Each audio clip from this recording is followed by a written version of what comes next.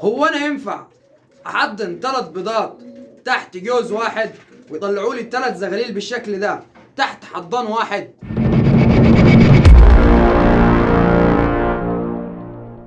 ورجعنا لكم تاني يا شباب. هل ينفع احضن 3 بيضات ويطلعوا لي ال3 زغاليل تحت جوز واحد؟ هينفع، بس في حالات معينه.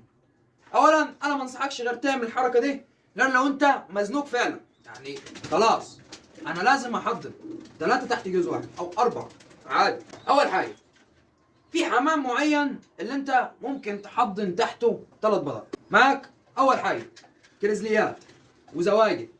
كريزليات وزواجل دي من الحمام الحلو. في نوع انا اقول لك كنت تتفاجئ منه، اليمني. حمام اليمني ممكن تحضن تحته 3. اي حمامه يكون حجمها حلو، لاحم او رومي، ينفع تحضن تحته 3، بس مش كل مره.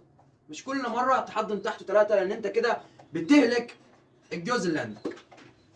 طيب اتعامل ازاي مع جوز محضن تحته 3 بيضات؟ اولا انت لو حطيت 3 بيضات تحته من اول يوم رقاد هو هيرقد عليهم وهيطلعهم.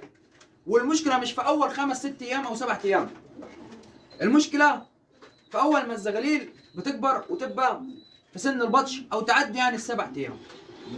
الاهالي مش هتقدر تاكل ال3 زغاليل مع بعض. لو انت ما ساعدتش مع الاهالي هتلقى في زغلول مات وفي زغلولين هم اللي قعدوا معاك. طيب اعمل ايه؟ هتجيب ميكس او اي انواع اكل انت بتعرف تاكلها للزغاليل، هتساعد مع الزغاليل، مش هتشيل الزغاليل من تحت او هم، لا انت هتساعد معاهم كوجبه اضافيه. ازاي الكلام ده؟ يعني انا باكل مرتين، مره الصبح ومره بالليل. ممكن مثلا اطلع في العصر اوكلهم مره، اساعد مع الاهالي. او ممكن في اثناء الوجبه نفسها بعد ما الاهالي تاكل انا اكمل الاكل بتاعهم. طب لو ما عملتش كده هيحصل، هيموت. وكذا مره اقول ما تحاولش ان انت تعملها كل مره، لان الحمام بيزهق، وبالذات كمان لو في الحر. يعني انا بالعافيه بطلع زغلولين، تحط لي الثالث، حرام. قدر ان ربنا خلق الحاجه دي ان هي بتبيض بيضتين بس. طب ما لو ربنا عارف ان الحاجه دي ممكن تزق 3 او 4، ما كان خلاها تبيض 4 بيضات زي اي طائر عادي يعني. لا، ربنا خلق ان الحاجه دي تبيض بيضتين بس، فانت ما تلعبش في حاجات انت مالكش دعوه بيها.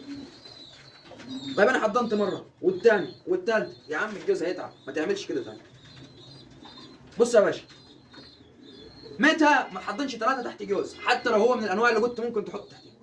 لو هو اول شغله، يعني مش من اول ما يشتغل تروح تشيل البيض بتاعه وتحط 3 بيضات تاني من نوع تاني، او تحط له بيضه زياده او بيضتين زياده على البيض بتاعه. انت بتهلك الفرد. انت من قبل ما يزق، اول مره يزق عندك وانت عايز تهلكه، حرام. بالمناسبه الحمام مش بيبيض غير بيضتين، عشان ما حدش يكلمني ويقول لي الحمام بيض 3 بيضات. 3 بيضات او 4 بيضات يبقى نتيتين يا حبيبي، ولا ذكر وانتايه ولا شافوه، هما نتيتين طالما بيضوا اكتر من بيضتين. طيب تمام، نصيحتي ليك، عملتها مره عملتها 2، ما تكررهاش غير وقت اللزوم. تمام. نشوفكم في فيديو جديد ان شاء الله.